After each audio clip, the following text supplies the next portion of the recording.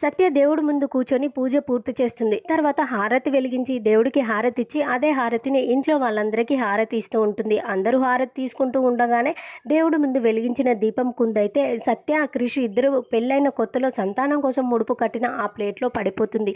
ముడుపంతా కాలి నల్లగా మారిపోతుంది. ఇంకా అందరూ మంటలు మంటలు అని అరుస్తూ ఉంటారు. మంటలైతే ఆర్పేస్తారు, కాకపోతే ముడుపంతా కాలిపోతుంది.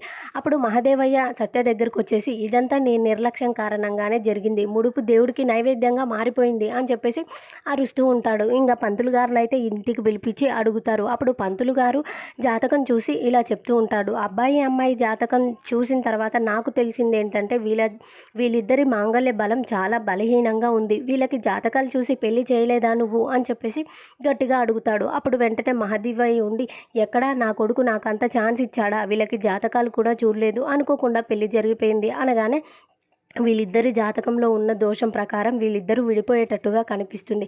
అందుకే మనం దోష పరిహారాలు చేయాలి అని చెప్పేసి పంతులు గారు చెప్తూ ఉంటాడు.